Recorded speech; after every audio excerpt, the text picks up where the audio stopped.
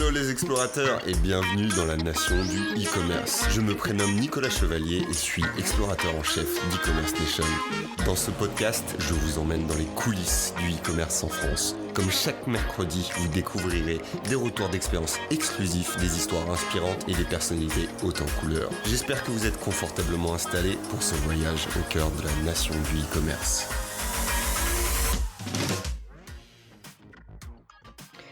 Bonjour à toutes et à tous. Aujourd'hui, je suis en compagnie de Caroline Ray, cofondatrice de la marque 17h10, un e-shop d'ensemble de tailleurs élégants, confortables et faciles à vivre pour les femmes. Nous revenons ensemble sur la naissance du concept, les différentes étapes traversées et les belles valeurs que véhicule la marque 17h10. Je vous souhaite à toutes et à tous une excellente écoute. Bonjour Caroline, comment vas-tu? Bonjour, très bien, merci. Alors, je suis super contente d'être avec toi aujourd'hui pour un nouveau podcast pour parler de ton entreprise 17h10. Donc, c'est bien 17h10 et pas Exactement. 17h10. Non, 17h10. 17h10, c'est quand j'essaye de les plaire aux gens. Mais sinon, Je c'est bien comprends. 17h10.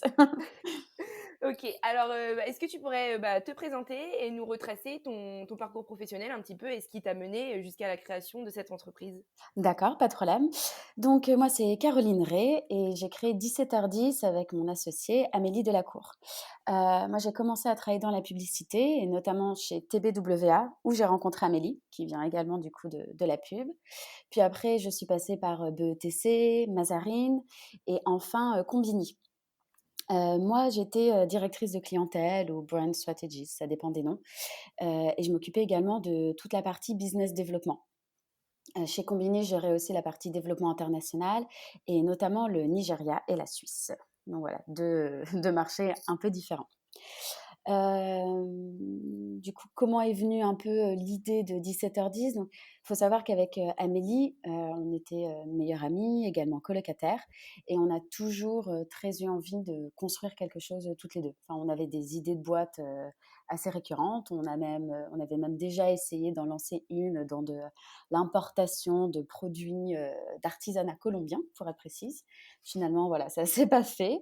Et un jour, voilà, on s'est sentis, on va dire, prêtes pour lancer 17h10, une fois qu'on avait la bonne idée. Et comment cette idée vous est venue à l'esprit? Comment le concept est né? Donc 17h10, en fait, c'est une marque spécialisée dans les tailleurs pour femmes, donc vestes, pantalons et jupes. Et après, plus généralement, on aimerait bien développer la collection en ce sens. On a envie d'être une marque du workwear, c'est-à-dire une marque qui accompagne les femmes dans leur quotidien, au travail et dans toute leur prise de pouvoir, si on peut encore le dire dans le contexte actuel. Mais donc voilà. Et du coup, l'idée de 17h10 est venue de notre expérience personnelle, puisque dans la publicité, on est très souvent amené à pitcher des projets, des stratégies de communication. On est du coup souvent en train de parler aux grands directeurs marketing des annonceurs et des marques qui sont en face de nous. Et surtout quand on débute et surtout quand on est jeune, on a souvent besoin de se sentir powerful. Et pour nous, ça passait beaucoup par le vêtement et notamment la veste, le pantalon, le tailleur. Et on avait vraiment du mal à trouver une offre qui nous convenait dans les marques du prêt-à-porter actuelles. On avait quelques vestes que du coup on se prêtait toutes les deux d'une présentation à l'autre. Et du coup, vraiment, c'est en se rendant compte de ce manque sur le marché actuel qu'on s'est dit, bah voilà, en fait, on a envie de créer une marque spécialisée pour les femmes. Parce que c'est vrai que autant il y a beaucoup de marques de costumes pour hommes, autant il n'y avait pas l'équivalent pour les femmes. C'est vrai. Et pourquoi ce nom, 17h10? Alors, trouver le nom, ça a été quelque chose, ça a été assez compliqué. Pas par manque d'idées, mais en fait, par manque de noms, on va dire, disponibles. Parce qu'en fait, trouver un nom, c'est pas tout, il faut qu'il soit disponible. Donc, à chaque fois, il faut vérifier sur l'INPI et même après sur TMJ Monde pour vérifier voilà, si le nom n'a pas déjà été déposé par. Voilà, on n'existe pas déjà en tant que marque. Donc, on a eu pas mal de soucis. Et en fait, finalement, on a fait appel à un onomaturge. Donc un onomaturge, c'est quelqu'un qui est spécialiste dans le naming, dans la création de noms. Donc nous, on a fait appel à Olivier Auroy qui nous a aidé à trouver ce nom 17h10. Et nous, on aimait bien parce que l'idée d'avoir un horaire, on trouvait que c'était assez intéressant, sachant que notre cible, ce sont des working girls. Donc on aimait bien l'idée d'avoir un créneau avec elles dans leur agenda. Et, et également, la petite anecdote, c'est quand on projette 17h10 sur une horloge, les aiguilles 17h10, ça fait un sorte de petit V qui en fait est la même que l'encoche sur le col des vestes de tailleur. Ah d'accord, alors j'essaie de visualiser une horloge Ouais, avec, alors exactement. À l'oral, enfin, en podcast, c'est plus compliqué. Au moins, à la télé, je peux le montrer sur ma veste. Là, c'est compliqué, mais voilà, du coup, c'est un peu le petit signe de marque que l'on joue, maintenant. et avec Amélie, du coup, ta meilleure amie, du coup, avec qui tu as cofondé, l'entreprise, comment vous y êtes prises, pour vous lancer? Est-ce qu'il y a des étapes clés dans votre parcours? Tu peux nous raconter un petit peu comment ça s'est passé? Bah oui, il y a beaucoup d'étapes, hein. Donc je pense que la première et une des plus importantes, c'est de s'assurer d'abord de la ce qu'on appelle de la viabilité économique de son projet. Donc je pense que là, c'est aussi on a mis un peu nos petites casquettes, marketing, et on s'est mis à faire ce qu'on appelle une étude de marché et le Mmh. business plan. C'est-à-dire, s'assurer effectivement nous, on avait l'impression qu'il n'y avait pas d'offre, de tailleurs sur le marché. Il faut, s'en assurer ou s'assurer qu'il y a une offre, mais qu'on peut y répondre de façon différente ou qu'on peut avoir une réelle valeur ajoutée. Et également après la partie business plan. Est-ce qu'en fait, ce business peut être rentable? Donc une fois qu'on s'est assuré de ça, derrière, il y a, j'ai envie de dire, toute la création, stricto sensus de, créer, les statuts de la société, heu et également les produits et surtout les produits. Et pour moi, c'était un peu, l'étape la plus importante puisque je pense que le succès d'une marque est vraiment lié au succès de ses produits. Bon, enfin, certaines marques peuvent réussir sans de bons produits, mais je suis Mmh. persuadée que quand on a de bons produits, bah voilà, on peut également plus facilement réussir. Donc, on a passé beaucoup, beaucoup de temps sur le développement produit. Trouver la coupe parfaite, les bons tombés, les belles matières. Il faut savoir que ni Amélie ni moi ne venons du monde de la mode. Mmh. Donc, on a également dû beaucoup se former sur ces sujets. Et je pense que finalement, avec le recul, ça a été aussi un peu une force d'être complètement newbie sur ce secteur, parce que du coup, ça nous a forcé à voir les choses avec un œil nouveau, peut-être un peu plus inquisiteur, plus exigeant, et surtout, en fait, à pas avoir peur de remettre en cause certaines choses, parce qu'en fait, on ne connaissait pas forcément les codes. Donc voilà, dans les étapes. Je sais pas, après, il y en a beaucoup d'autres, hein, Oui, non, mais oui. voilà. Par contre, je crois qu'il y a quelque chose dont on n'a pas évoqué, quand on a présenté l'entreprise, c'est, la date. La date de création, alors nous, on s'est lancé officiellement en octobre 2018. D'accord, oui, donc c'est quand même très récent. C'est très récent, ouais, la marque a 1 an et demi à peu près. Et pour vous financer, vous avez lancé une campagne de crowdfunding. Oui, exactement, Comment vous y êtes prise? Combien vous avez pu récolter? Combien de précommandes? Est-ce que tu peux nous en parler un petit peu de cette campagne? bien sûr, bien sûr. En gros, pour moi, une campagne de crowdfunding, c'est assez simple. Le plus important, en fait, c'est déjà d'avoir, un début de communauté, il me semble. Même Mmh. certaines marques pensent que la campagne va leur apporter une communauté, mais je suis pas vraiment sûre de ça. Pour être honnête, nous, on est passé par Ulule. Bon, on est très contente, de la plateforme, du système, de comment ça fonctionne. Après, moi, je suis pas sûre que la plateforme nous ait apporté beaucoup de choses et notamment nous a apporté une nouvelle communauté. Nous, avant même de se lancer, en fait, on avait déjà une communauté existante parce qu'on a, lancé également un podcast quand on a créé la marque. Oui, on a écouté. Voilà. Cet épisode. Donc si, enfin, je pense que c'est important dans la création de 17h10.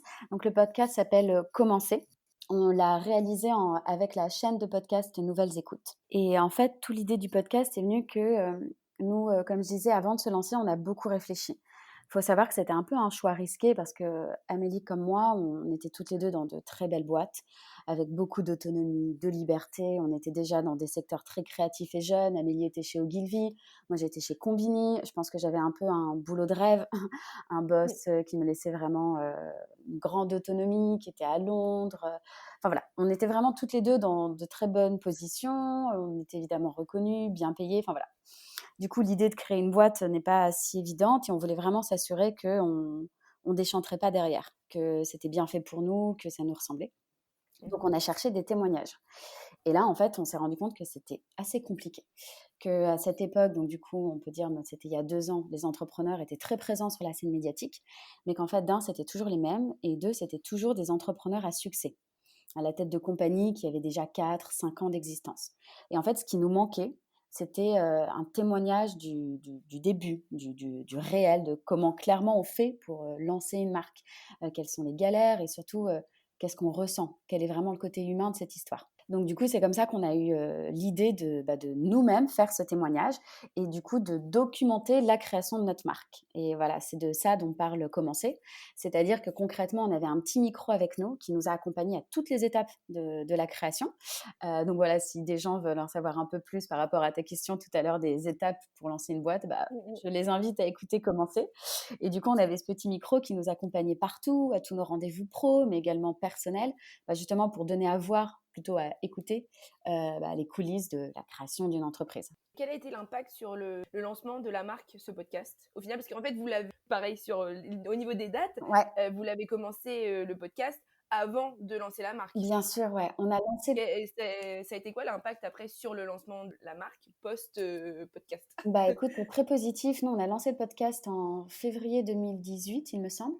Donc pour te dire, quand on a lancé le podcast, on savait même pas encore comment allait s'appeler la marque. Mmh. On a trouvé le nom et je pense que c'est le 4e épisode, donc même, pendant tout le début du podcast, voilà, c'était notre projet de tailleur. Écoute, ça a eu un impact très positif parce que comme je disais, ça nous a permis de nous construire une communauté avant même de lancer la marque. Ce qui en fait nous fait gagner beaucoup de temps et je pense que c'est pour ça aussi qu'on allait plus vite que beaucoup de marques. Enfin, que Mmh. certaines marques, hein, il y en a qui vont encore plus vite, hein. Les marques des influenceuses justement en fait ou des marques de blog qui avaient déjà une communauté, voilà, c'était important pour Mmh. nous. Même si au début, on n'avait pas tout de suite forcément pensé et réfléchi comme ça. On avait vraiment avant tout, mais parce qu'on vient du content, on vient de la publicité, on avait vraiment envie avant tout de créer un objet médiatique. Et en fait, derrière, on s'est rendu compte que plus qu'un objet médiatique, c'était un super objet de communication. Ouais. Et que du coup, on a vraiment fédéré une réelle communauté autour de nous. Ce qui est assez drôle, c'est qu'on a surtout fédéré une grosse communauté d'entrepreneurs, d'autres personnes en fait qui vivaient les mêmes Mmh. choses que nous, les mêmes étapes que nous. Et ça nous a également beaucoup aidé d'un point de vue, j'ai envie de dire, de soutien. Parce que très souvent dans l'entrepreneuriat, on peut se sentir un peu seul. Et le fait en fait, nous, d'exposer les galères par lesquelles on passait, on s'est rendu compte que tout le monde avait tout le monde avait les mêmes questions, tout le monde avait eu les mêmes problèmes. Et du coup, on recevait très souvent des témoignages et des messages d'autres entrepreneurs qui nous disaient: «Oh, merci d'avoir témoigné sur ça. Moi aussi, j'ai galéré sur ça. Merci de vos conseils, merci de tout.» Et en fait, en nous disant merci, nous, on les remercie également parce qu'on se disait: «Ah ben, en fait, on n'est pas les seuls à passer par ces galères.» Et tout le monde finalement vit la même chose. Et oui, ce que tu dis tout à l'heure que dans les médias ou autres, on parle, des entrepreneurs, à succès et qu'on voit que le bon côté, de l'entrepreneuriat et là, tu nous parles des galères que tu as pu, rencontrer. Quelle a été, un peu la chose la plus difficile à appréhender ou à mettre en place, pour le lancement, De de la votre marque? ouais. Je pense comme je disais les produits. Nous, ça a été en fait notre première. Enfin c'est la il y a plein de choses qui sont difficiles quand on n'y connaît rien en fait. Enfin, ne serait-ce que créer les statuts de sa société, c'est galère, on comprend que dalle. Enfin, tu as beau lire des, articles, sur internet, c'est assez compliqué. Et en fait, nous, du coup, face à un peu tous ces problèmes et ces challenges, on s'est dit, en fait, comme ce qu'on faisait dans notre milieu professionnel avant, on s'est dit, en fait, il faut qu'on s'entoure d'experts. Donc, à chaque fois qu'on a eu, pas un endroit, mais un sujet qui était un peu plus compliqué, qui venait pas de notre expertise de cœur avec Amélie, qui est marketing, on s'est entouré d'experts. On a pris un expert pour nous aider à trouver un nom, on a pris un expert pour nous aider à construire le site internet, et notamment, après, on a travaillé avec une modéliste, du coup, pour faire nos produits. Parce que là, pour le coup, ça demande vraiment voilà, une expertise, une technique de travail qu'on peut pas s'inventer modéliste du Oui, jour au oui. lendemain. Mais voilà, la chose la plus difficile, tout est un peu compliqué, hein, donc c'est difficile d'en dire une seule. Non, notre plus grosse déception, ça avait été, j'ai envie de dire, nos premiers prototypes, où ça aussi, du coup, on peut malheureusement entendre, voilà, dans le podcast, le raté des premiers prototypes, où ouais, pendant un moment, on a eu un gros moment de doute en se disant, mais dans quoi on se lance? Pourquoi on a fait ça? Et en plus, on faisait pas de la mode, qu'est-ce qui nous a pris? Et puis, on aurait pu faire des robes, des jupes, c'est facile à faire. Et non, on a voulu faire des tailleurs et notamment les vestes qui sont les produits les plus compliqués à produire. Donc voilà. Mais justement, ça nous a après donné un petit coup de boost et on a été encore plus exigeante. Et je pense que si on n'avait pas eu ce raté, peut-être que nos produits ne seraient pas si bien aujourd'hui. Donc Et au niveau du coup des produits, est-ce que tu me parlais que ni, Amélie ni toi, ne venez du monde de la mode. Donc comment ça se passe concrètement, l'imagination d'un modèle de tailleur, puis par la suite sa conception, quand on n'y connaît rien? bah, Ça m'intrigue. Du coup, nous, en fait, comment ça se passe? On va dire que nous, on fait les dessins, le style. On dit ce qu'on a envie d'avoir. Alors, ça peut fonctionner parfois par des photos de référence et sinon, en fait, nous, on prenait juste notre petit crayon et on dessinait les produits qu'on avait envie d'avoir. En plus, nous, c'était entre guillemets assez simple parce qu'on voulait répondre un peu à toutes les morphologies des femmes. Donc, on voulait des modèles à la base assez classiques que l'on puisse mettre facilement.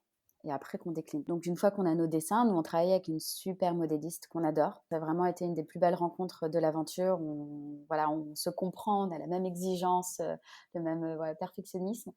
Et donc du coup, une fois que nous on a le dessin, elle va faire ce qu'on appelle le patron produit. Puis derrière, on fait une toile. Donc on fait un premier produit dans un tissu assez épais, un peu comme de la toile de jute en fait. Et derrière, une fois qu'on est vraiment parfait au niveau du tombé de ce produit, on fait le prototype avec les matières finales. Donc c'est quand même un long processus. D'accord. Et selon toi, qu'est-ce qui rend vos produits uniques et identifiables en tant que tailleur 17h10? Justement, je pense cette attention à la coupe. Également, après, comme je disais, du coup, cette petite encoche au niveau du col que l'on souligne, ça c'est vraiment un petit signe de marque. Je ne sais pas comme le signe de Nike ou le fameux crocodile Lacoste. Hein. Nous, voilà, c'est cette petite encoche soulignée. Après, ce qui va rendre nos produits identifiables, je pense que c'est... on va dire qu'on a volé au vestiaire masculin les belles matières et les beaux codes du costume qu'on a du coup ramené dans le vestiaire féminin, tout en gardant en fait des coupes féminines. Parce qu'il y a d'autres marques qui avaient fait ça, mais qui justement jouaient le côté vraiment vestiaire boyfriend, alors que nous, on n'a pas voulu faire ça. On a vraiment voulu faire des coupes qui sont classiques, mais qui tombent parfaitement bien. Parce que finalement, en fait, d'une veste, d'un tailleur, ce qu'on demande, c'est qu'elle valorise la silhouette. Donc nous, on a vraiment travaillé sur ça. Et je pense qu'elle est là, la différence. On a également un concept produit qui est qu'on propose à nos clientes de composer leur tailleur. C'est-à-dire qu'on a plusieurs modèles de vestes, plusieurs modèles de bas, de pantalons, de jupes, qui à chaque fois répondent à différents types de morphologie. Ce qui fait que nos clientes, elles peuvent choisir la veste avec le bas de leur choix, puisqu'à chaque fois, tout est décliné dans le même tissu, et composer leur tailleur. Et aujourd'hui, voilà, c'est vraiment notre promesse, et je pense qu'on a réussi. On arrive vraiment toujours à trouver le tailleur idéal pour nos clientes. Et j'ai également vu que vous étiez sensible à la question environnementale. Vous utilisez des matières naturelles et responsables et votre fabrication est européenne. Est-ce que tu Exactement. peux nous parler de ce choix, de cet engagement et d'où vient cette sensibilité Alors, je pense toutes les deux, de base, on a toujours vraiment fait attention à ça. C'est des valeurs que l'on porte. Et en fait, pour moi, il était hors de question en 2018 de lancer une marque qui n'était pas éthique. Enfin, pour moi, c'est un non-sens. Tout le monde sait qu'on court à la catastrophe au niveau de notre planète, donc on ne peut pas contribuer et continuer à faire ça. Donc vraiment, tous nos choix depuis la création de 17h10 sont drivés par cette conscience écologique, on va dire, cette conscience responsable, et on fait vraiment tout pour s'en rapprocher au maximum. On n'a pas beaucoup communiqué dessus et on communique pas dessus en tant que tel parce que j'estime en fait qu'aujourd'hui ça doit être C'est normal. voilà, c'est normal.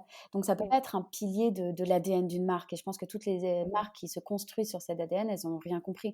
Parce qu'en fait, le jour où tout le monde va être, et j'espère que tout le monde le sera, éthique et responsable, qu'est-ce qui reste d'une marque? Donc c'est vrai que nous, on n'insiste pas trop dessus, mais on l'est on peut jamais être à 100%, mais on l'est au moins à 80-90%, quoi. Donc, et être éthique pour une jeune marque, c'est pas si facile, vraiment. C'est pas facile pour plein de raisons, notamment pour trouver des tissus. Il y a des tissus de plus en plus responsables, mais la plupart du temps, ce qui va bloquer, c'est les minimums de quantité. Donc voilà, on peut pas toujours choisir. Être éthique, c'est aussi compliqué parce que c'est plus cher.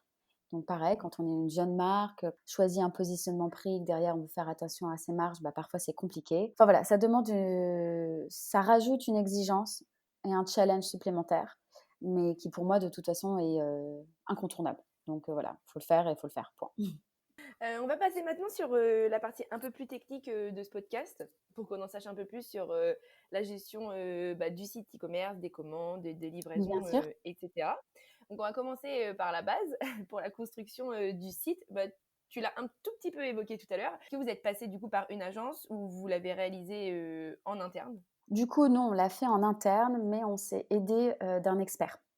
Voilà, c'est ça. Voilà, donc nous en fait on est passé par Shopify et là on s'est aidé d'un expert. Ce qui est bien et ce que je recommande en fait à beaucoup de personnes, c'est parce qu'en fait on s'est du coup formé en même temps qu'on a créé le site. Ce qui nous permet derrière en fait de pouvoir être capable de gérer ce site internet. Bon, je vais être honnête, je dis nous, mais c'est vraiment mon associé qui s'occupe de ça.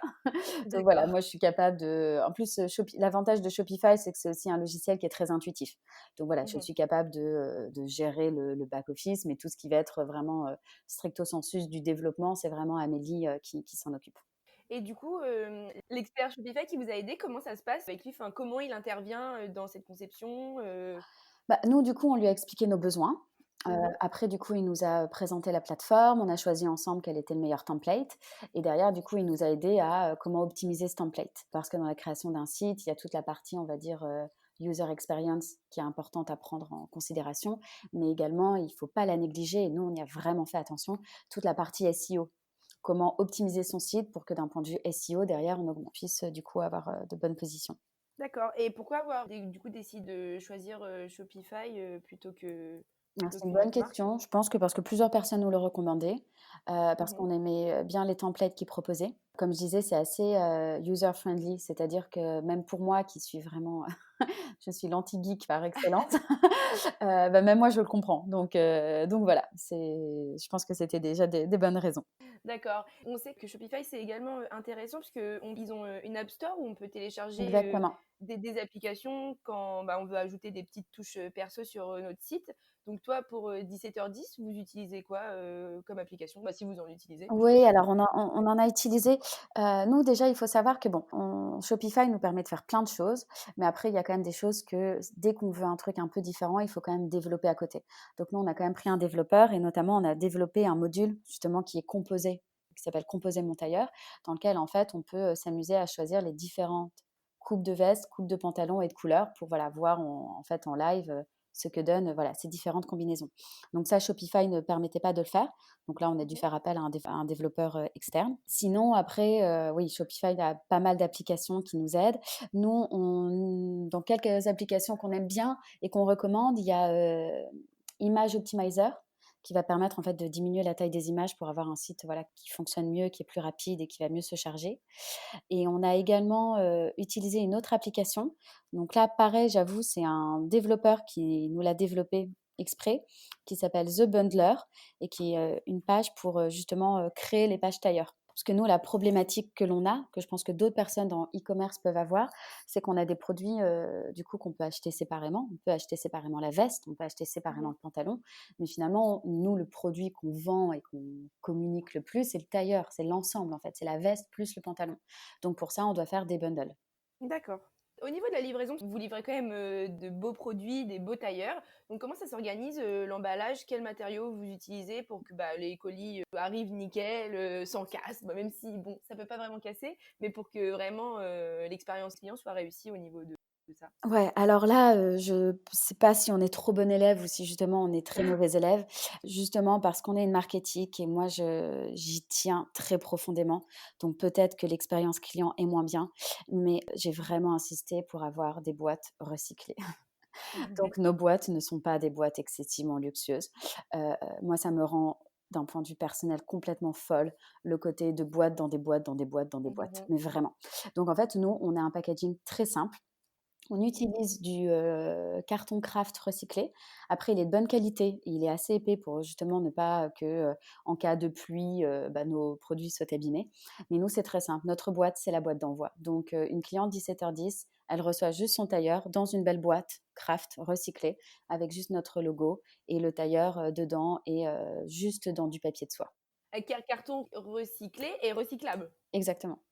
Super. On peut aussi retrouver 17h10 en plus du site e-commerce en boutique physique rue du Temple, si je me trompe pas. Exactement, au 77 rue du Temple. D'accord. Et qu'est-ce que cela vous apporte en plus? Parce que, même si j'ai ma petite idée, mais parce que par exemple, quand on veut acheter un tailleur comme ça sur un site e-commerce, on ne peut pas forcément essayer. Donc je pense que c'est plus un showroom. Eh bien, en fait, c'est assez drôle et je pense que c'est aussi important de le noter pour toutes les personnes qui écoutent et qui, voudraient, en fait, construire une marque e-commerce. En fait, je pense qu'il ne faut pas dire: «Je veux être e-commerce» ou «Je veux être retail». Il faut d'abord se concentrer à créer une marque. Nous, Mhm, quand on s'est lancé avec 17h10, on voulait être une, DNVB. Donc c'est mhm, Digital Native Vertical Brand, c'est-à-dire vraiment tout notre business model, on l'a construit sur une vente en direct en passant par un site e-commerce. Et en fait, la réalité est que, bah, non. Comme tu le dis, nos clientes, elles ont besoin d'essayer nos produits.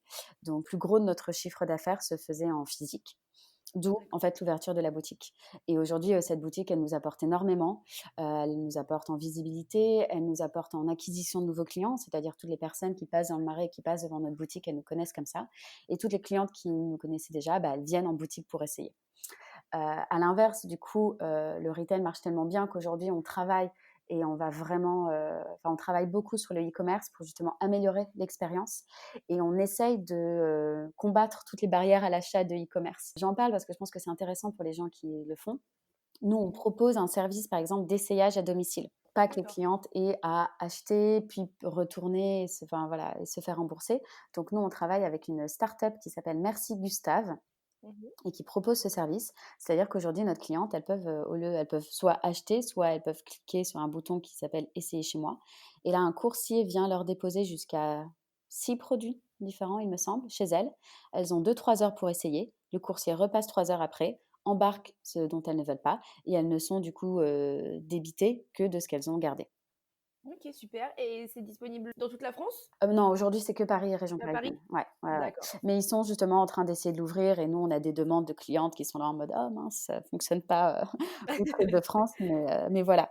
C'est voilà, comment essayer justement de casser ces barrières à l'achat. Mais non, ouais, je pense qu'il faut d'abord réfléchir en tant que marque avant de se dire, voilà, marque de e-commerce parce qu'on peut avoir des surprises. Et on n'est pas les seuls, hein. Beaucoup de marques aujourd'hui qui étaient avant tout digitales, finalement se créent des points physiques. Oui, on parle de plus en plus de digital. Exactement, exactement, ouais. Comme vous êtes, comme tu l'as dit, un peu DNVB au départ, vous êtes fait connaître sur Internet. Ouais. Est-ce que vous avez travaillé avec des influenceurs pour des partenariats ou des collaborations pour faire connaître justement votre marque? On en a fait. Pour être honnête, on n'en a pas fait tellement que ça. Mais justement, on est en train d'y réfléchir à pousser voilà, une stratégie d'influence. Ouais. Voilà. Il faut savoir que nous, nos produits sont assez chers. Donc, contrairement à d'autres marques, on ne peut pas être dans le mass gifting. Mhm. C'est quand même assez impliquant. Vous plutôt sur un micro-influenceur? Pas forcément micro-influenceurs, mais c'est-à-dire qu'il faut vraiment bien les choisir et bien les cibler.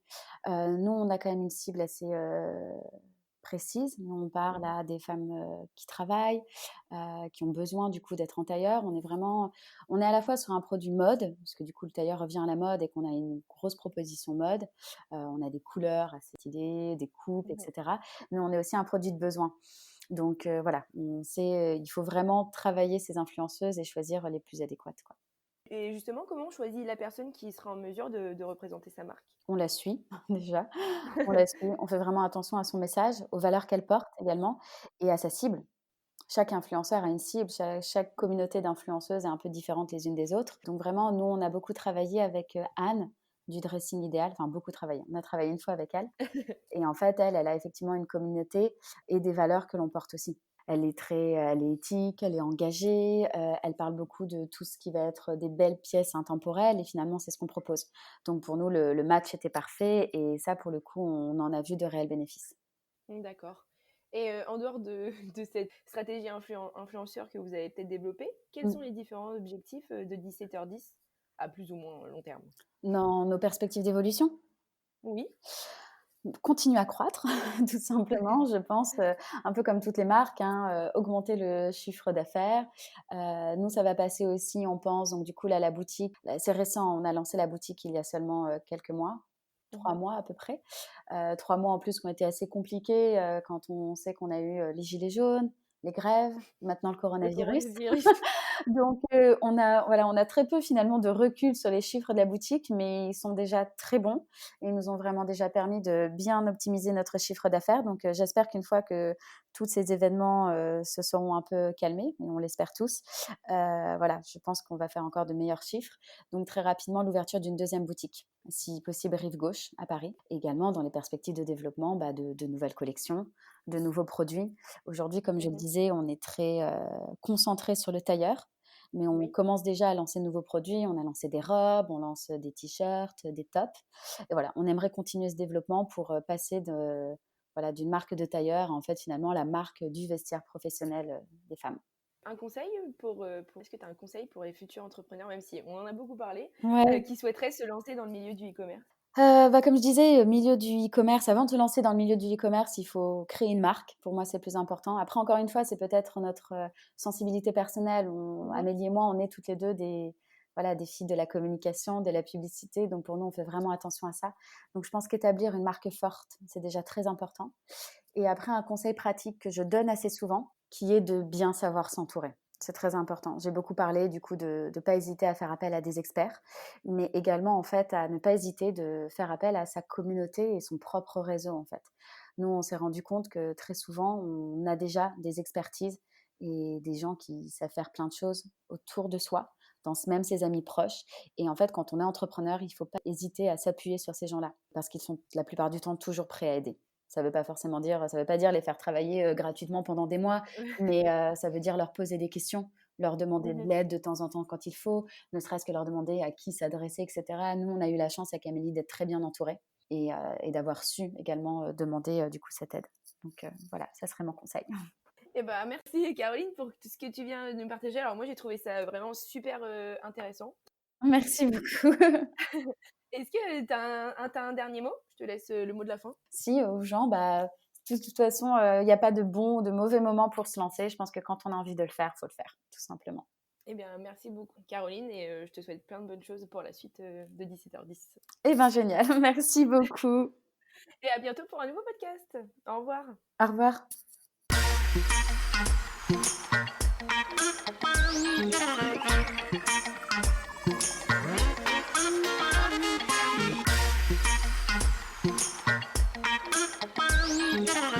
J'espère que ce podcast vous a plu. Je vous donne rendez-vous la semaine prochaine pour la découverte d'une nouvelle personnalité.